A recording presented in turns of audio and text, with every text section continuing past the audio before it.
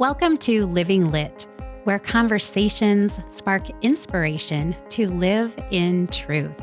Journey together with us to explore what it means to live a liturgical life and walk in the truth of our faith.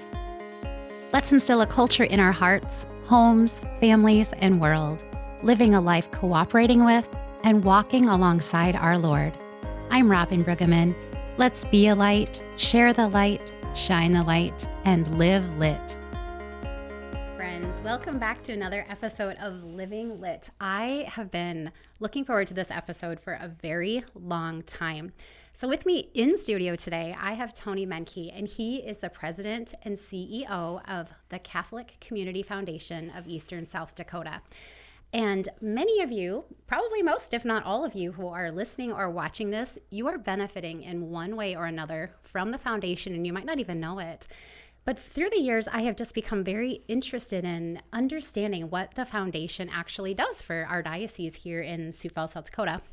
And so I kind of went on a little bit of a hunt to get some questions answered because I wanted to understand. I knew they must do something very impactful and important, but wanted to kind of understand the inner workings of that and how they are able to be so generous to so many different ministries and opportunities that really do affect you and I so much in our Catholic life. So I have invited Tony Menke on to talk about that. So welcome, Tony. Thanks for having me. Will you share with our listeners, first of all, who you are and your vocation? Absolutely.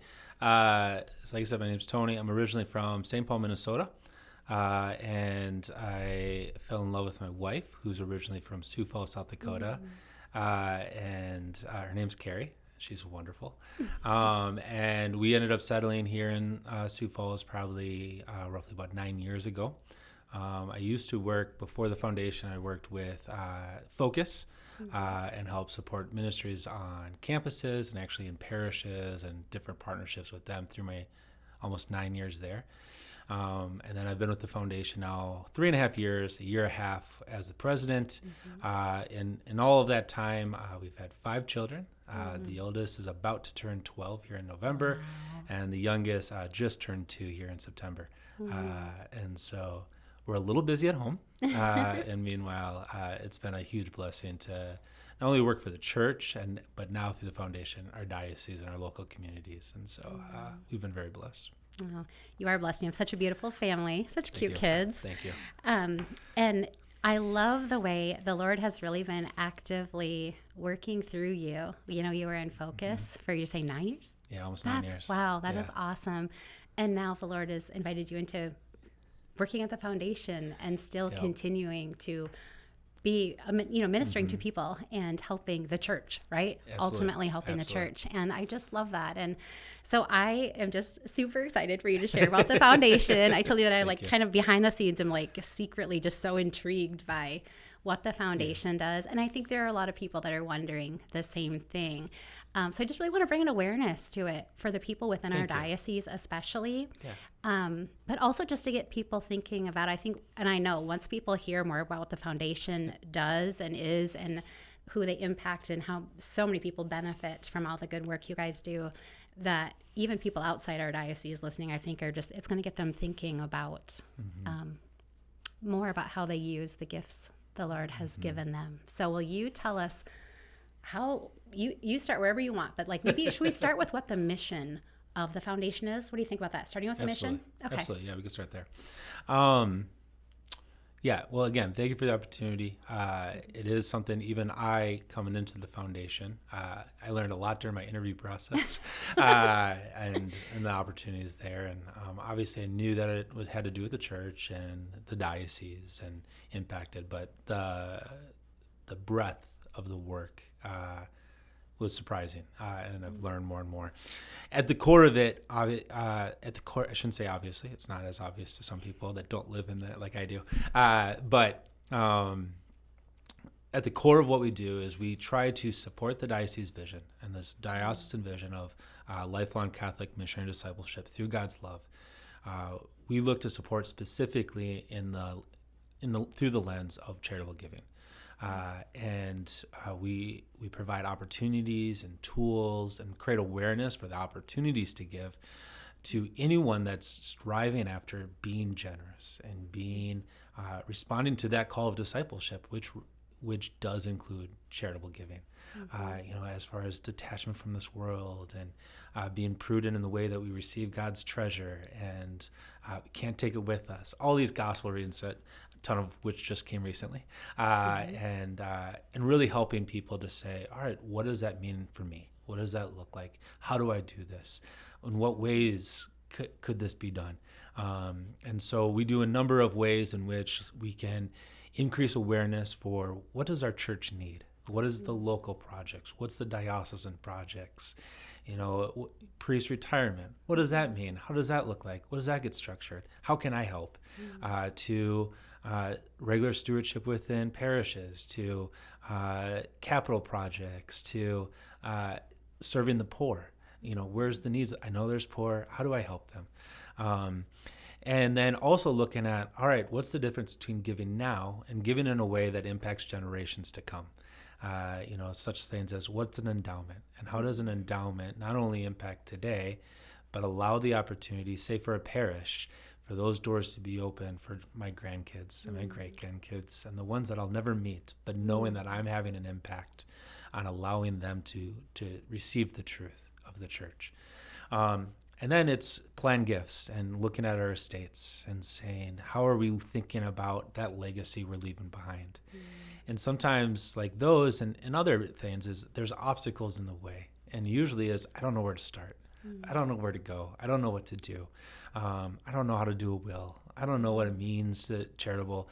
I don't know how the taxes and the government impact my giving or impact my reality or retirement funds and requiring all those complex questions. The foundation's here to help. And the foundation's here to champion those causes, to make it simple, make it easy, so that people are allowed to have that opportunity to respond to the needs in our community and the needs of our diocese and our church, and not have that burden of these unknown questions. And so that's the core of what we do. And then that's the donor side. The second part is the stewardship of it. We do Catholic investing, in which we take the teachings of the Catholic Church and align that with the way that we invest so that there is growth in those funds that are given to us. And so that, again, for generations to come, not only will they receive that gift, but the hope is they will receive more and more and more as it continues to grow. But to know that those stocks, those investments are done through a charitable Catholic lens. And then it's the distribution. It's the beneficiaries. It's making sure they receive it, that they get the notes on what's the intention behind this gift, And so if it's like, I have a heart for tuition assistance for a school, they'll receive that gift with clarity on what is this meant for? Where is this going? So that it's applied exactly the way the donor desires it to. Our biggest thing is to align our donors' desires with the giving opportunities that the needs that exist. And so those are kind of the three facets: the donors, the stewardship, and the beneficiaries. That makes up the foundation, along with events. We do lots of events. Yeah, lots of fun events. Yes, which we can talk about too. So basically, the foundation provides a safe and is it it sounds like it'd be a spiritual correct journey that someone would go through if they come to the foundation with these questions. They're saying, I have this or these gifts or whatever. Can you help show me what could I do with these to help the church or benefit others, whatever. But it's a safe place, like you said, through the Catholic lens. So someone who that's important to them, and it should be to all of us, honestly. It should be the top of our priority to make sure that our legacy is including something that is our faith. And so you provide this safe place for that, and you have the people there that's what they do. That is their career, their job, they're trained in that. So they know how to take what is brought to them and do the right thing with it, what the person wants, but also like in the legit right order, right? Yes. So I think it just sounds like such a win-win because you're going to this trusted place. It's a spiritual journey at the same time, where I've heard stories from people that work there where It is spiritual because when people are going through that journey with you guys, it's really bringing them closer to the Lord, and their heart is growing because they're able to pass on this legacy or share or impact the Catholic world, especially like our diocese, but also ultimately their family, because their families are being affected by this great legacy they're leaving. But it can be also, well, it doesn't have to be in the event of someone's death, right? It can be you help people with investments currently as well. Yep. So it doesn't, it's never too early to plan for one's exit, but you can help people on the journey right away, right? Like right now, today. So I just love that.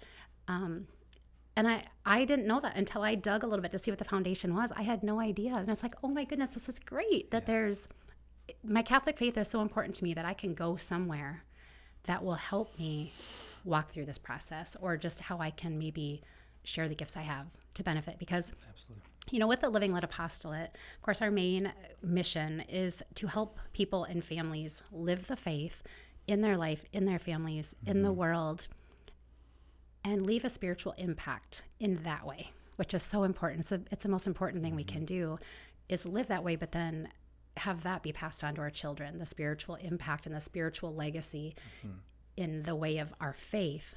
But then this is kind of that next layer to that we can go beyond that with our faith and leave this spiritual impact and legacy. It's just awesome. I just love it. There's a number of ways very much in that. And one of the things that we do is, there's a number of pieces that I'd like to point to, but one of them is how many families do this together. And so we have a tool called a donor advised fund, and you can put charitable giving into a donor advised fund. And there's many of tax reasons to do this and just conveniences, and it's one location and you have a portal to have it. But you can say, all right, say our tithing for the year, we put in this donor advised fund. And we've had families invite their kids into this, and they have family meetings, and they're like, all right, this is the money we have to give. Where should this go? And it invites them to have a say in this and to be a part of this and to witness this and the why behind it. We have families that have set up an estate gift, big and small, but they have conversations with their kids of saying, hey, with our estate, you may be receiving a little bit less with this. But it's because the legacy we have, we're recognizing what our faith means to us as a family, what it means to us and who we are and what we're here for, and what's the ultimate purpose here. And we're recognizing that within our legacy of what we're leaving behind. And therefore, we've done this, and we're inviting you to see it. And it creates charitable buckets in which we've had kids, say their parents pass away, they've set up an endowments, and to remember them on their birthdays, they give to that endowment. And therefore, you're leaving behind a legacy within the family of what it means to be charitable and what it means to give back and to prioritize this faith. And then every one of those gifts creates an impact in and of itself, and who it's impacting, whether it's the poor, whether it's a student, whether it's a seminarian or a priest or whatever those pieces is. And then the ripple effect from that is just so great. And then even within that, we champion needs and causes of the church, but we also support all other charitable giving as well, as long as that distribution isn't in contrary to the church. And so it's like, someone from our faith, someone's Catholic and they're like, I want to set up a will, but there's the Humanitarian Society or other things that aren't in our diocese and things. We allow them to build that all into one agreement. It's one place, it's one location. There's no fee for us to meet with someone and to talk. Like, we can have that consulting, we can talk through. There's limits as far as some of it still needs to be set up with a lawyer, but we can answer questions. We can make that as, the whole point is, how can we make giving, charitable giving, as easy as possible? So that we remove the obstacles of don't know where to start or don't know what to ask. And it can be kind of frightening. It was, to me, I remember when my wife and I set up our will. We were motivated by going on a trip, and we're like, Carrie, my wife was like, let's not go on this plane without a will, And sometimes that's all it takes. You're not the only one that's thought that. We've thought that too. Yeah. Very common response. But I remember when she brought it up, I was like, I don't even know where to start. And I just so happened to have a friend that was a lawyer, and I was like, I think he does that, and I think he knows, and let's explore it. But we often, and there's a lot of, I think the number is somewhere around 30% of people, Catholics, have a will. That's 70% that don't. Wow. And I believe part of it is, I don't know where to start. Yeah. I don't know where to go. I don't know how to begin. Or I don't have something motivating me to. Maybe, like we did with our plane trip, which thankfully we survived, but now we have a will. Yeah. And we've started something. And so it's just the foundation's here to provide that support, that clarity, answer some questions, tools to be able to do it, so that what they desire to do and how the Spirit's moving them, we can respond accordingly and help them to do that. So beautiful. And of course, you pointed out in the beginning, the lifelong Catholic missionary discipleship through God's love, which is just such a big, it's the vision of our diocese. And we are all invited into that. And I think a lot of people can get hung up thinking, well, because they think they need to do something in like ministry, or that they need to be called out to do something like that. But this is yet another way that it's like, you don't have to, like, you're not going to be asked to do something uncomfortable, like be a greeter at church or something, if that's not your deal. Yes. You can do something like this. And that is fulfilling the vision and living in that, and, getting to see the benefits and the blessings, the fruits that come from accepting that invitation. So it's so awesome. Yeah. So with Focus, we fundraise within Focus, and that's kind of my background in fundraising, is all that I did with Focus and the training and help and all that. But one of the phrases that always stuck to me was that they'd share with us is Mother Teresa used to say, some people give by going or doing, some people do by giving. And recognizing there's multiple ways that we can give, multiple ways that we can be on mission. And you're absolutely right. I mean, it's part of that missionary part of that vision comes from that. And sometimes and it doesn't mean like, hey, I have to give a large amount and be known and have something named after me to have an impact. The small gifts are just as impactful. And it could be because your kids see it and you're sharing it with a family or your close ones. Or it could simply be there's a joy that comes from that charitable gift. We call it joy of giving, but it's that joy that radiates from people as you continue to respond to that call of discipleship. And charity is part of that. It's an important part of that.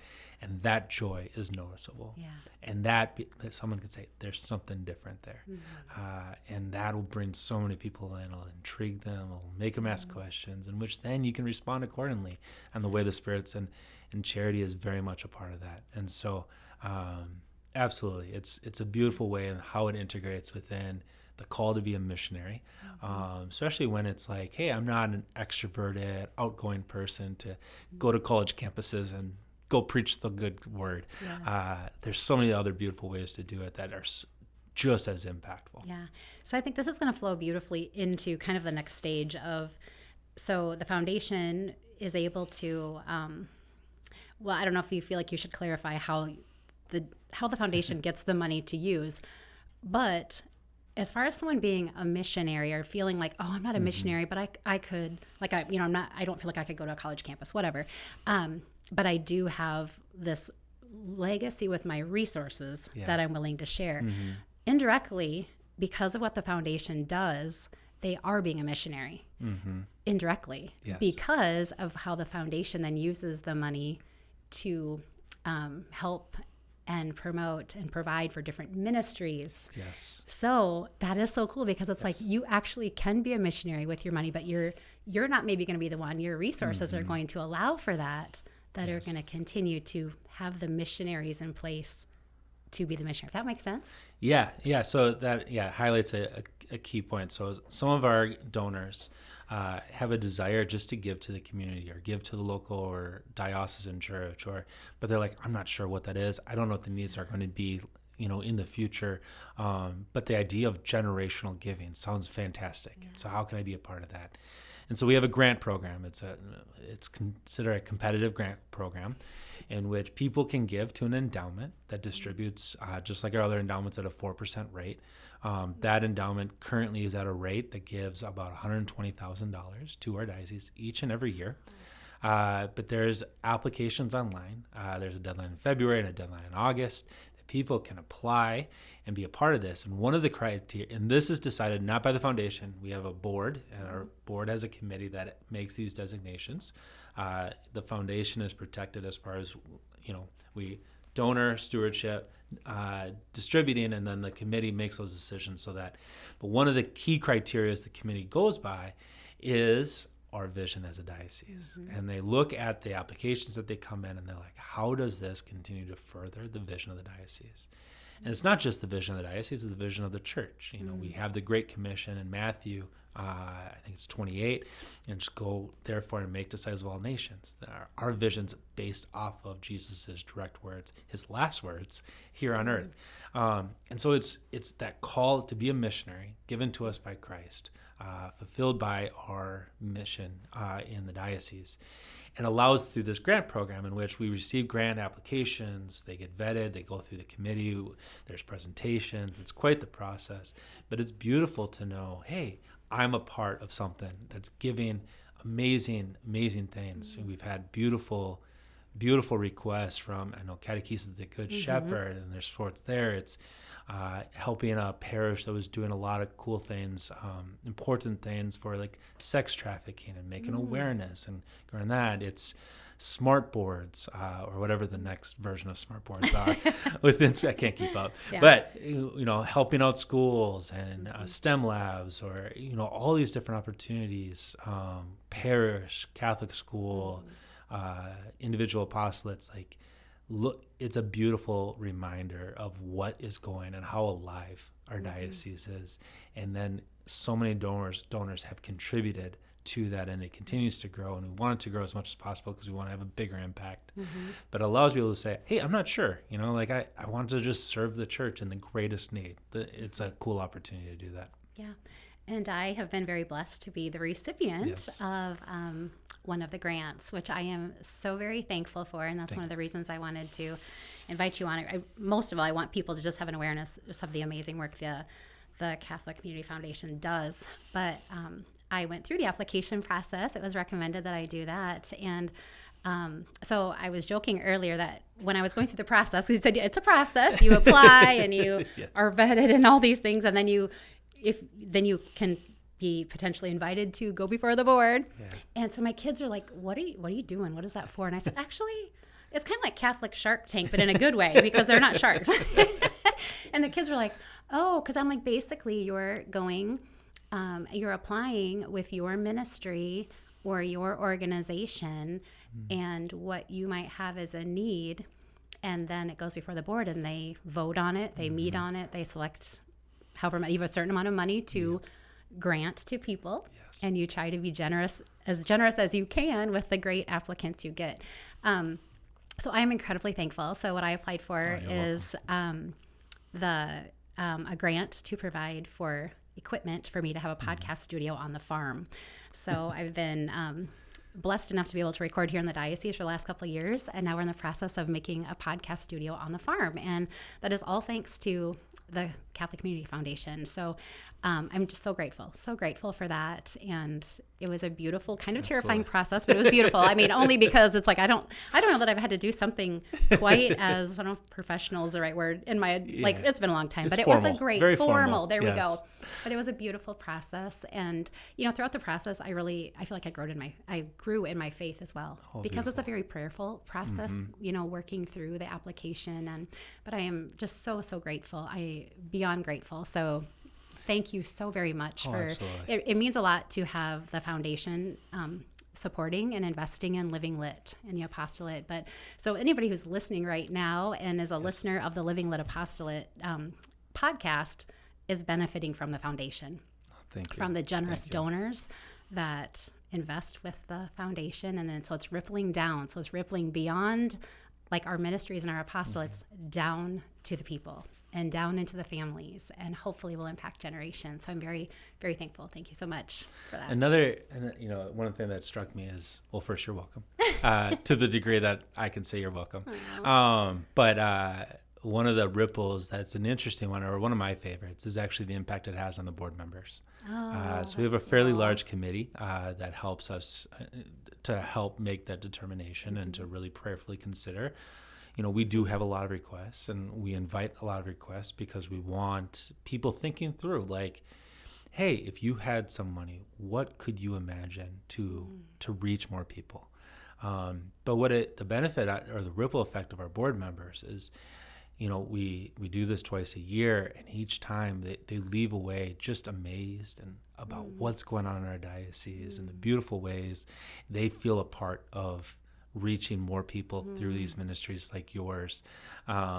And they go home hopeful and joyful, and they're sharing it with their community, and they're like, look at all that's going on, and look at all the ways that it's being supported. And just people saying like, oh, if I just had a few thousand, I could reach so many people in this way, and it's like, oh man, we want to help you. We want to help you. Mm-hmm. And if we have more money, we can help more people and do bigger projects and everything. But again, it's so spirit-led, from who applies and how they go through the process. And being the foundation, we get to help people say, hey, we want you to have your best foot forward, and we'll help you write it. We'll help you put that forward so that the committee can truly see and discern well what's in store. And so very thankful very happy to hear that it went well. And again, the impact is just absolutely beautiful. Yeah, total gift. So let's give people another idea of the ways they may be being impacted by the foundation without them knowing. So a lot of people are attending things that are sponsored by the foundation. Many people, even if they're not attending, they know that Christmas at the cathedral is a huge thing in our city, in our diocese. So by attending that, people are supporting the foundation indirectly, kind of, by attending those events. And you have Taste the Goodness, one of my absolute favorite summer events. We do it with our older kids. Absolutely love it. Great. And what are some other ones that are?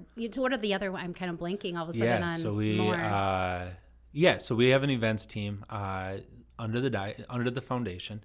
It's actually one of the unique things that our foundation has compared to other diocesan foundations, which is kind of neat. And it's actually it spurred from the president before me had a background in kind of in events through Up With People. Right, that's right. And because of that background and the gifts he had, came from that, these events. And so we have a Christian concert that supports the Lord's Center, the Gift of Hope. We have Bishop's Fishing Tournament that supports seminary and education. We have Bishop's Golf Tournament, which supports Broomtree Newman Center.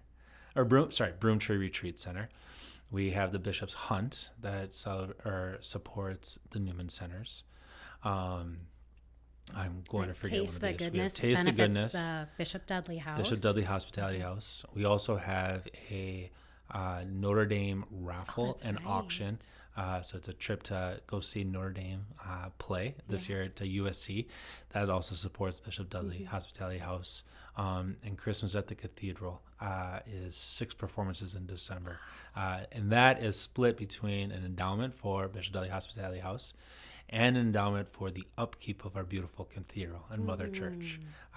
And so that has been built over time to a point where, that beauty will continue to be sustained and open for so many people to come and see, be inspired and see through that beauty God's presence. And so, again, I'm going to be terrible. I'm going to remember another event and I think you've hit most of them that I was I should have kept count just to make sure I didn't blank just on one. Just give people an idea here. And then what are some other ways? So you've mentioned like priest retirements.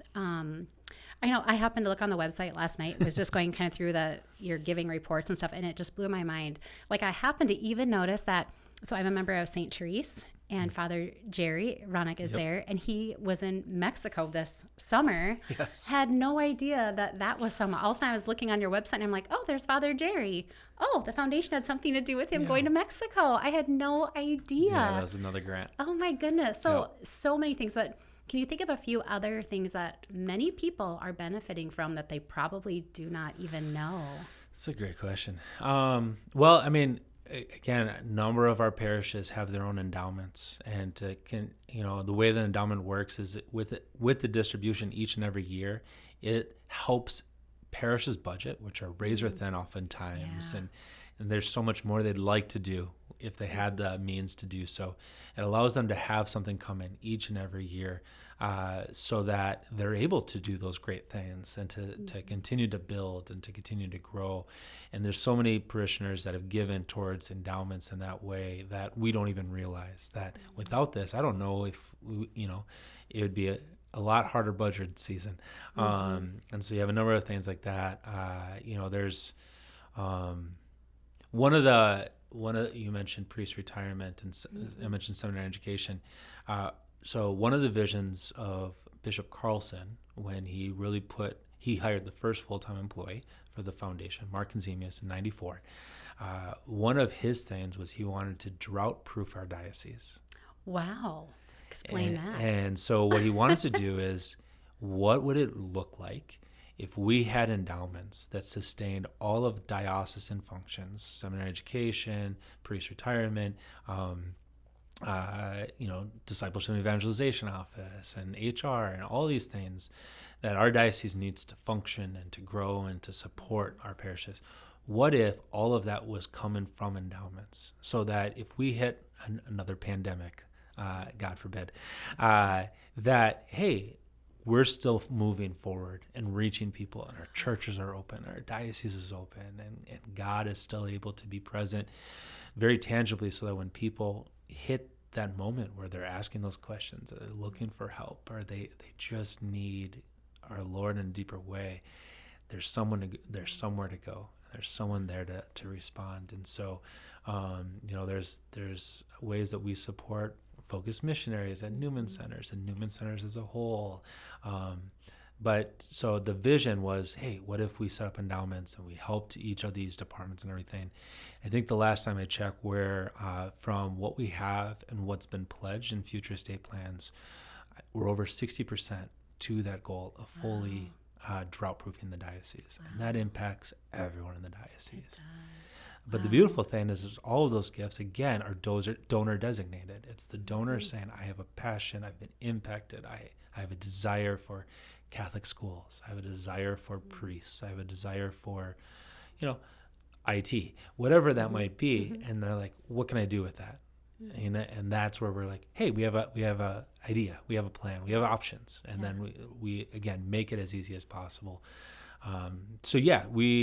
Some are more known, where our logo will be on things. I think Chris Stefanik's coming south in the diocese. I think I want to say Yankton area. Oh, cool.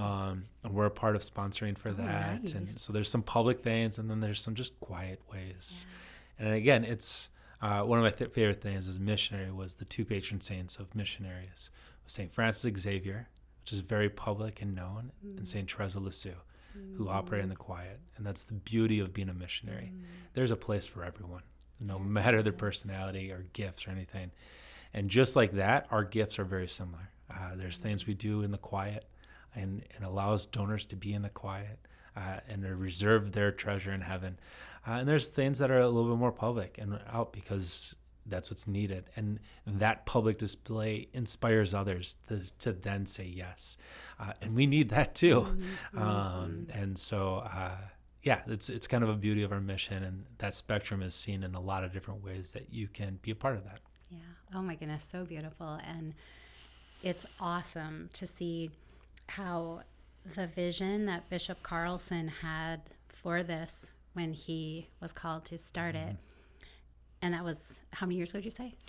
So the first full-time employee was 94. 94. Officially, the foundation's been since 87. Wow. Incredible. Yeah, it's pretty amazing. And to think of all the people that have been impacted by other people's generosity. And I told you on my way in that the word that came to mind when I was praying on my way in to record with you today is generosity.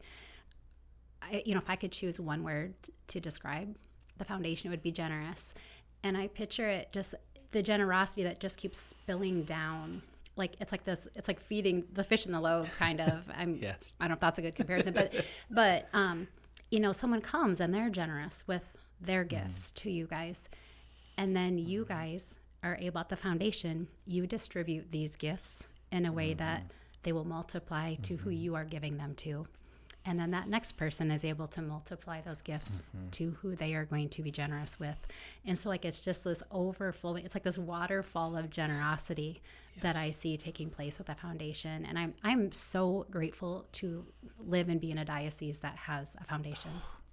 We are incredibly blessed. And so I thank you for your leadership and the way God is using you in your role as president. And I tell you, whenever I see people that work in the foundation too, they just always seem to have a smile on their face and pleasant. And so I just know you guys are doing so many good things. So is there anything that you would like to add about the foundation or anything before we say goodbye to our listeners?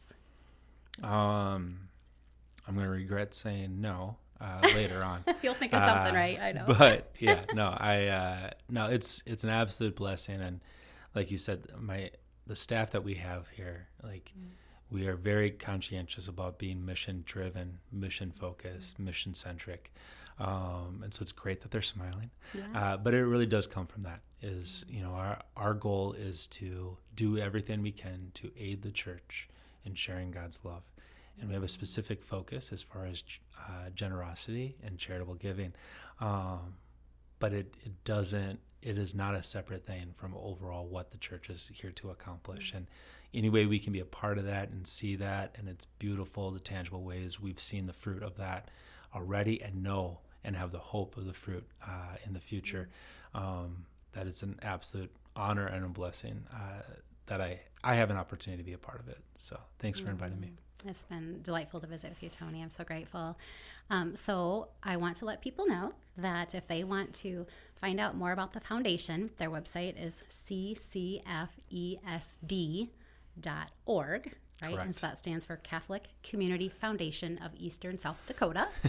So just rolls off the tongue. Yeah, it does. ccfesd.org. I will put that in the show notes. And I want to invite you, if this has stirred in your heart, I just invite you to reach out, go to their website, and just see what way the Lord might be inviting you into something that will draw yourself closer to our Lord, but for you to be generous with the gifts that you've been given.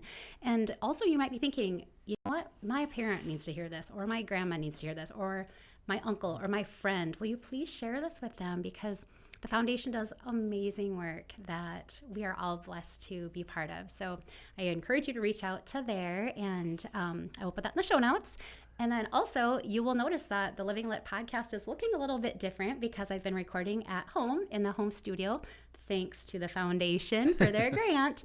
So you'll be noticing that the podcast is looking a little bit different, might sound a little bit different, but hang with us because we're in the process of getting all of that just good to go out there. And again, thanks to the foundation, and thanks, Tony, for being here today. Absolutely. Thanks for having me. We'll see you next time, friends. Thanks for joining us today. Remember to like, subscribe, and share Living Lit, and reach out with topics you'd like tackled at livinglit@sfcatholic.org. And be the light, shine the light, share the light, and live lit.